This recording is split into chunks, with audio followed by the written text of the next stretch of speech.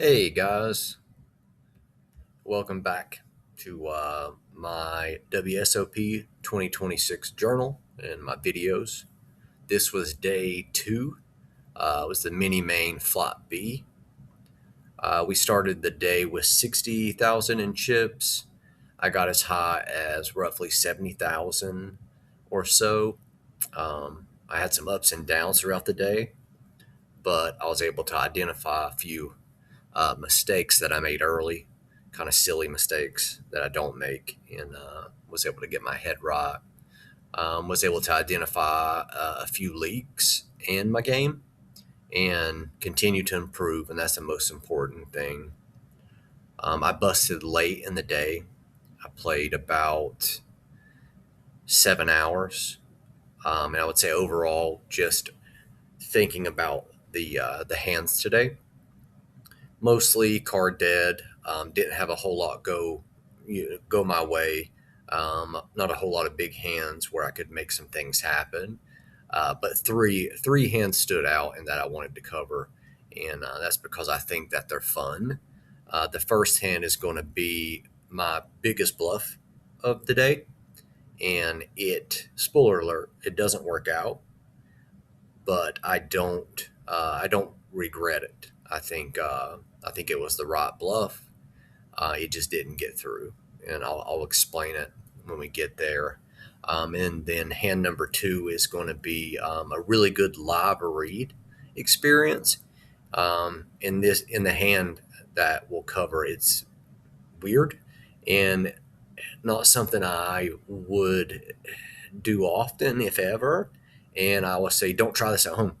It was just a perfect situation where my live read and the reads that I got on the players in the hand felt spot on, and I ended up being right. So that was a good feeling. And then the last hand I'll cover is my bust out hand. So let's start here with the first hand, which is going to be my biggest bluff of the day. And I think with this hand, there's a few things going on, and it's interesting because I'm in the big blind here, and I have 9-3 offsuit. Terrible hand for all intents and purposes. Terrible hand. Looking down at 9-3 offsuit, they're not suited of the same suit, so they can't make a flush. They're disconnected so far that they can't make a straight. It's just a terrible hand. And being in the big blind again, I have about 1,200 chips blindly committed, and I'm just planning on folding this hand and moving on. But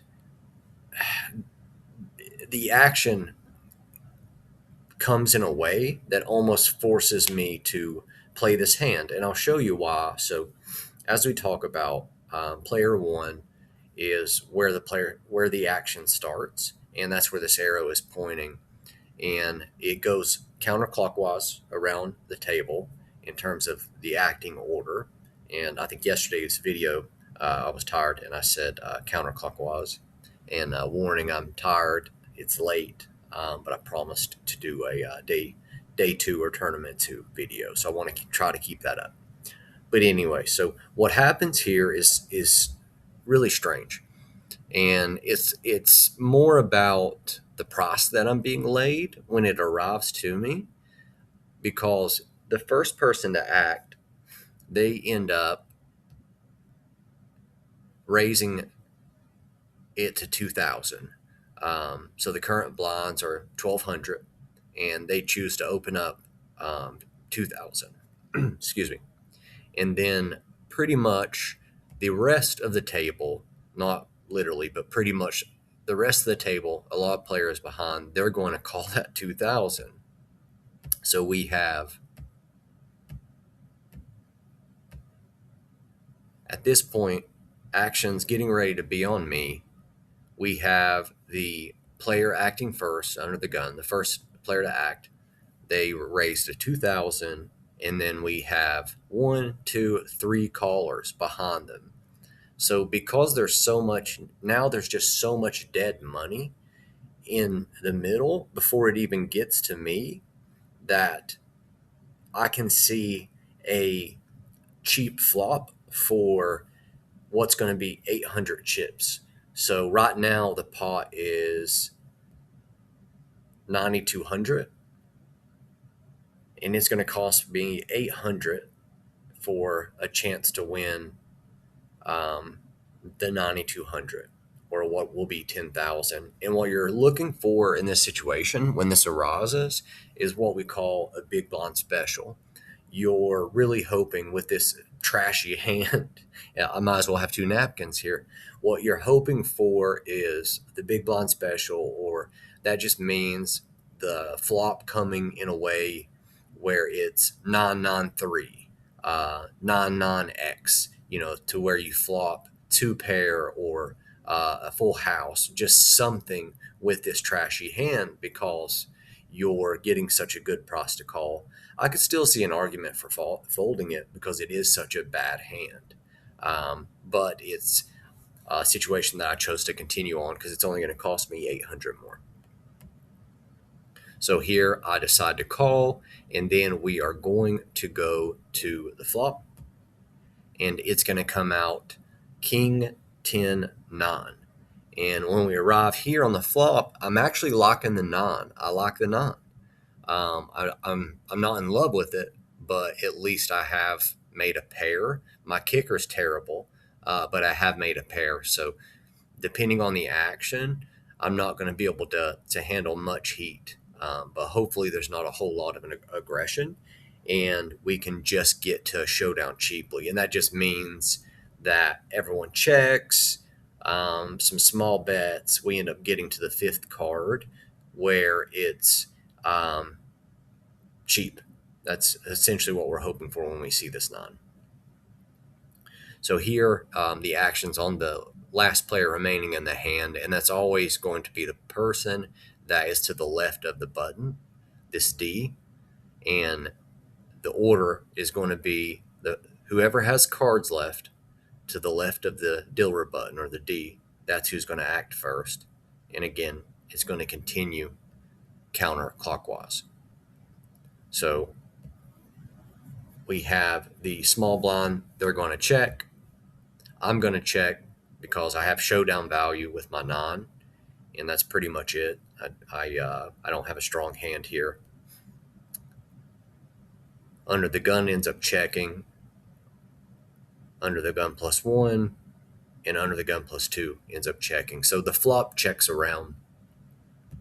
And when the flop checks around, that tells me that there's not there either A, there's not a whole lot of super strong hands there. Queen Jack would probably want to bet just to have some hand protection because it's a straight, but they could also be trapping. So it's not guaranteed that Queen Jack, King Queen Jack 10 9, or King Queen Jack 10 9 being the straight. There's no guarantee that they're going to bet there. Here on the turn, the 3, I'm loving life. Exactly what I wanted because the big blind special arrived. I have two pair. I have 9s and 3s, so 2 9s, 2 3s.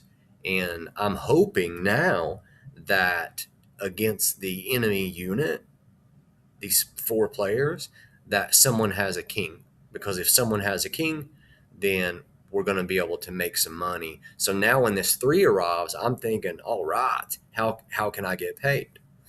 And it's going to happen where the small blind here, he's going to actually lead, and he's going to lead for 6,000. And this is the first really aggressive action in the hand, as I like to call it. So whenever I'm in a hand or in a spot, I will think through the hand or the action in a certain way. I use an acronym. It's actually kind of funny. It's ALCS, and a large cat shits. And that just means A, what is the last action? L, what was the last aggressive action? C, what changed? And then S, what is the story being told? And then also for S, I'll use that as sort of a part of a scale in terms of what hands go here that I beat, what hands go here that beat me. So using that formula here for the last action, it's the small blind here, they bet 6,000. And for the L, the last aggressive action is they bet 6,000. And it's aggressive in a sense that they're leading into four other players. And if we think about the C, what changed, the only thing that changed was the 3 on the turn. And it's very, very unlikely that the 3 on the turn helped the small blind. Very unlikely. If he has a pair of 3s, sure, but that's less likely, being that I have one in my hand and that there is one on the board. So I think those are the things that I'll think about in any given spot, and I kind of use that framework to think about the hand, the action, um, what hands could exist, what range could exist, what stories being told, things of that nature. So I'm going to call because I have two pair, dream spot, and then the remaining players in the hand, they're going to fold. And then, oh, great. King on the River, a card I do not want to see. Because now what's happened is I've been what's called counterfeited. And now I no longer have nines and threes. I still have two pair, but I actually have kings and nines. So my nines and three went from being strong to no longer strong. Now I'm pretty much that's the worst card that could have rolled off. Besides a 10, king or a 10, really the worst cards that could have rolled off, and a king being one of them.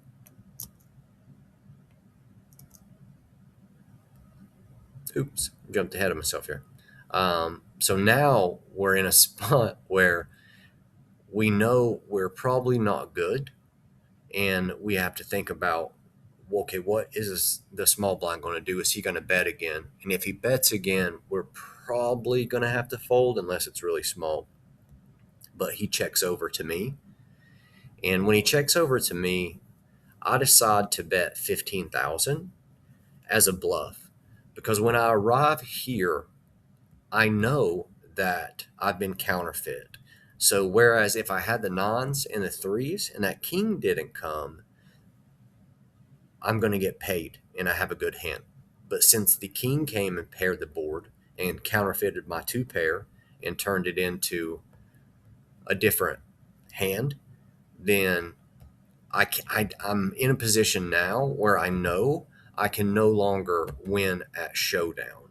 And that's something that you have to think about when you arrive in these situations. It doesn't always mean you have to bluff. You can give up. So when he checked, I could check and see if my nine's good. But I think here that my nine is not good. So I think back using my framework and really the flop check through, the turn, the small blind, the guy still in the hand with me that I'm up against. He did bet 6K, and then he shut down and checked here on the river. So I think bluffing became the only path to winning. And what I started thinking about is, if I bluff, okay, what am I trying to accomplish and what can fold? And I thought a 10 might fold. I thought some kings might fold, some weak kings.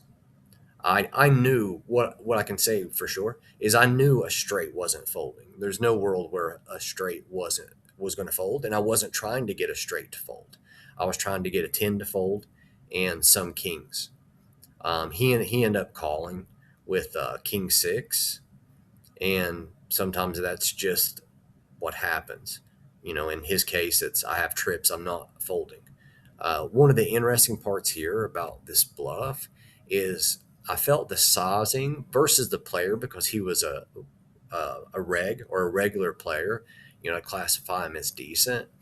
I felt that the spot and the bet sizing is what we call inelastic, and that just means a spot or a bet is inelastic. It's not price sensitive. Elastic would be the price is sensitive, so you have to be very careful on the amount that you bet. Here, I thought we were in a situation where the price was so inelastic that it didn't matter what I bet. So it didn't matter if I went all in or 15K, it would accomplish the same thing. And if that's the case, then I surely don't want to go all in and get called by a king or a 10 or the straight. I'm just going to go about half pot, which was 15K, because again, I think no matter the bet size, it's accomplishing the same thing. And unfortunately, he had king six, and he had trips, and he decided to call, and he was right. So I was bluffing, and he caught me. And the moral of the story is that I got counterfeited on the river with that king messing up my two pair, and I identified that showdown had little value, and I chose the bluff instead. And I got looked up by trips, and the bluff didn't work out. So, sometimes the bluff can be good and you get called. Sometimes the bluff can be good and it doesn't get through. It doesn't necessarily mean the bluff was bad. So I like the bluff here, and I'm okay with it. So I just wanted to talk about that hand because it was interesting. I think just being in that pot in general with a non-3 offsuit was interesting, and sort of hitting that big blind special like you'd want with two pair and then that king pairing on the river. And I think just being able to recognize in real time that I can't check back here and that my only way to win is to bluff. And again, thinking about, okay, if I bet, what am I trying to accomplish? Because if I'm betting just to bluff for no reason, that's bad. If I am not sure what I'm even trying to get to fold, that's bad. But again, I'm trying to get a 10 to fold. I'm trying to get a king to fold sometimes, and maybe even a 9. But like I said, a straight's never folding. So I'm okay with that, and I'm okay with this result. So yeah, thought it was a fun hand, and I just got drug along because the whole table decided to call, and I was getting a, a good price. All right, so the second hand here is interesting, and it's more about live player reads and just sort of what I was picking up in the moment. Now, I would not recommend this at home by any means, and it's not something that I do all the time, and it's not something that I may ever do again. It just sometimes things come up and things happen a certain way where it allows you to do it. So I'll kind of talk about it because I think that's going to make more sense. So we'll see it here again. I'm in the big blind and I have 3-4 offsuit. Not a great hand, and it's probably going to get folded. I'm probably not going to defend it. Again, if we get a lot of callers and we get a good price, we may have to. But for the most part, we're gonna fold it if we have to call a raise. So player one, player two, they fold. Under the gun +2, which is the third player to act, he makes it 2,000. So he actually just calls. We call that limping. So he just calls. He calls basically my blind bet, the 2,000. And the next player folds. The next player folds. Fold. fold. And then the small blind, who already has 1,000 committed, he calls the additional 1,000. So now that it's 2,000, the option is on me. And this is where you may not have seen in my videos before, especially if you don't know poker. Since nobody raised and the blind bet is 2,000, then the action is on me and the option is on me where I can raise. I could raise to, 4,000.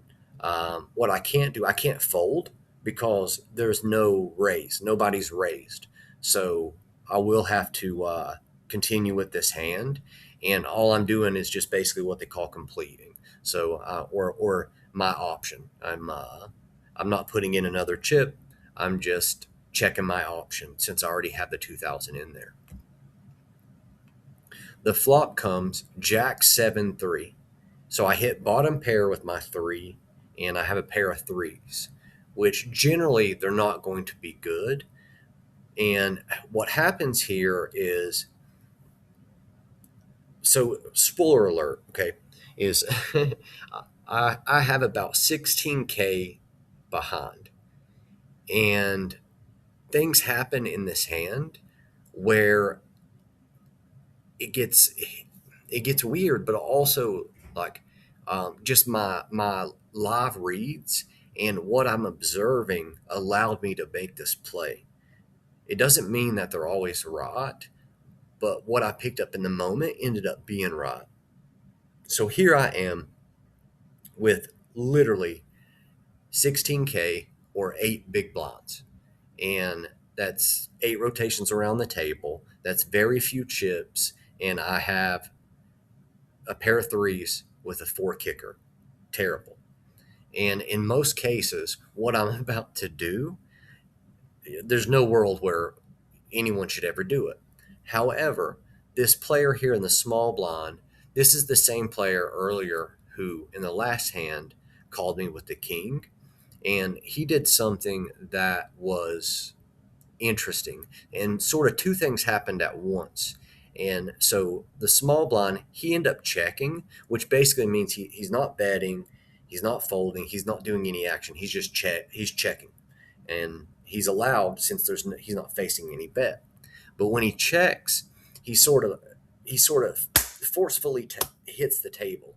And I'd never seen him do that before, almost as if he was frustrated with the flop or just uninterested in that flop. But also, as that's happening, the player that's left to act after me, the player over here, player 3, or the third person to act before the flop, he had the biggest stack. He had about 250K.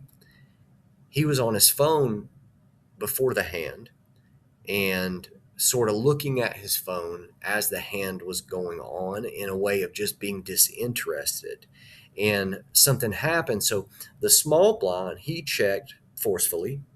And then when the action's on me, the player that's left to act behind me, he actually checks out of turn. So it's actually on me, and he has to wait for me to act before he acts. And he actually checks out of turn.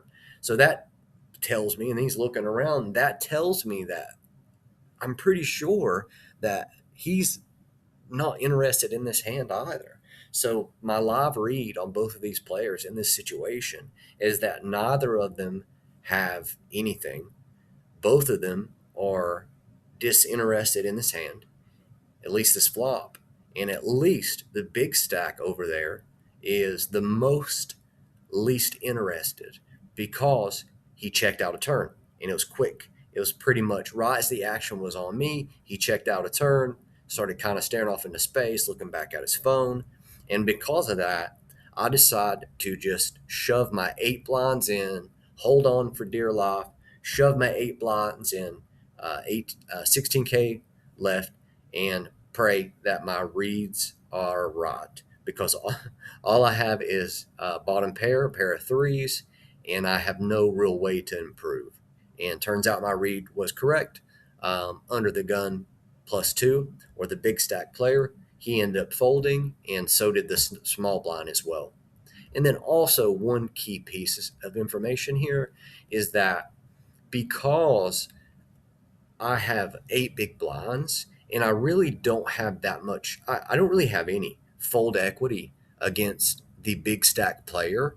And because I'm jamming all in, if I'm at least right about the player left to act behind me that acted out a turn, if I'm at least right about him being disinterested in the hand and having nothing, then I don't have to worry about the other player and with his sort of forceful check, whether that's right or not, because when I'm shoving into the big stack, it looks stronger than it is. It looks like maybe a seven, maybe two pair, jack seven, some weird hands. So it looks stronger than it is. And like I said, both players fold, and I take down the pot. So definitely not recommended at home. I wouldn't be out there just jamming home, going all in with 3-4 offsuit. But I think the moral of this hand and the moral of this story is to trust your reads. Because a lot of times when you pick something up in live poker, you're more often right if your gut's saying so. Now, you can be wrong, and a lot of players will even put out false tells or false reads. They want you to maybe they want to act disinterested and they're really strong. So you have to be really careful. It's just my reads in the moment on their tells was right, and I am happy about that. All right, so now we'll take a look at the bust out hand, and this will be the last one we review. And I do believe that a lot of players are going to look at it and they may think that it's not a great all in. And I would disagree because in the moment, I could remember thinking back to some early days of looking at some all in or fold charts and even seeing situations where so here I have king, queen of hearts, king, queen suited. And I could recall looking back at some early charts where king, queen suited in my position at the table is a all in against some opens, even if you tighten my range or if you add like 50% reduction, 50% tightness to that. So I was able to kind of remember that in real time, and that's always helpful. And two, we'll just sort of look at the hand and why I did what I did and what happened. So again, this is near the end of the day. I have 25K, and the blinds are 1,250 and 2,500 with a 2,500 big blind ante. So I have literally 10.5 big blinds or 10 rotations around the table. And when we arrive here with king queen suited, it's going to depend a lot on what happens with the players acting in front of us. If they get too crazy, then we'll have to fold. But let's see what happens. So the player first to act under the gun, player one, he's first to act. He folds. And then the next player, which is the second player to act under the gun plus one, he's going to put in a raise to 5,000, which is just a 2x raise. It's 2 times the big blind, pretty standard. So he puts in 5,000.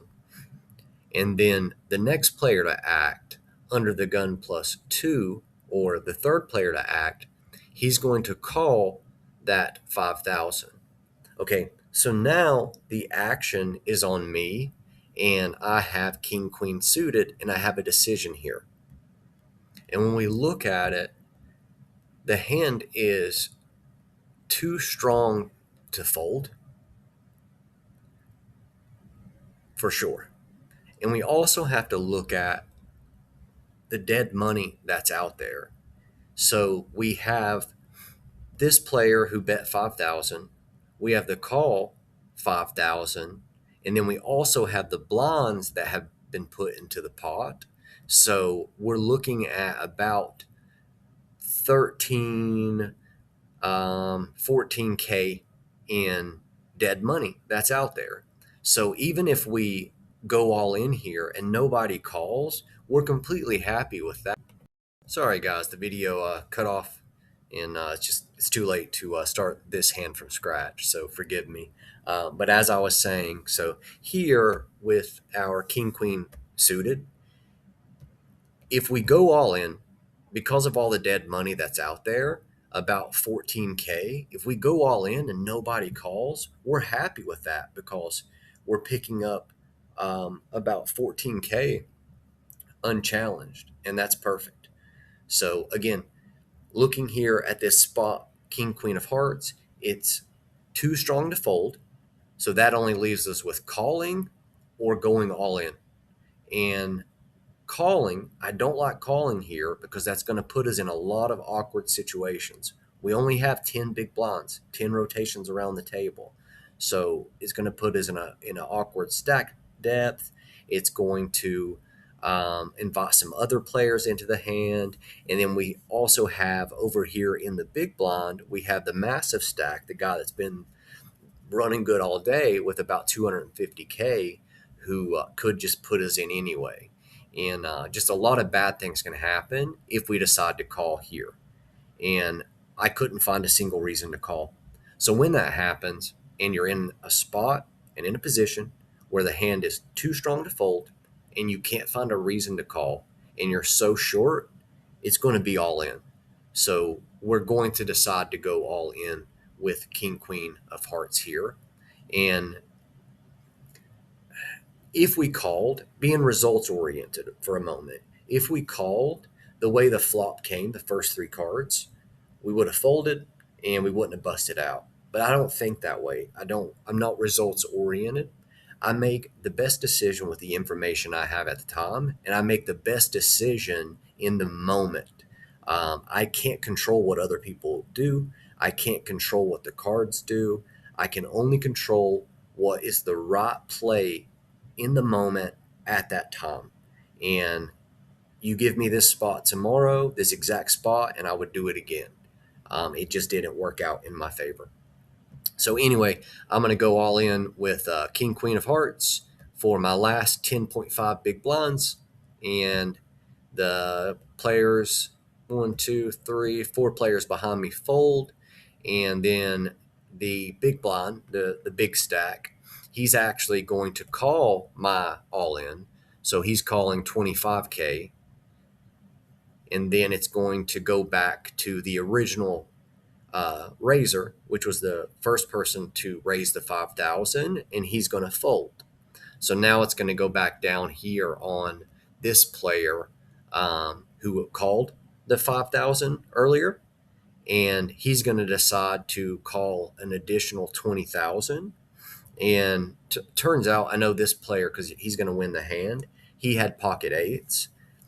I wouldn't necessarily, if it was me with pocket eights in this setup, I wouldn't call another 20 grand with pocket eights, hoping to just hit an eight, especially with the big stack in the hand, because it's just not something I would do. But again, I can't control their play. I can only control mine, and it worked out for him. So kudos to him. It's just not something that I would do with those eights. So he ends up calling the 25K, so he puts 20K in more. And now we're off to the flop. And what you won't see here is the action because I'm all in. It's just not going to show the action. I believe the flop was like check, bet, and then on the turn, I'm thinking, because I think here the big blind, this player, he leads. He puts in a bet. I can't remember how much.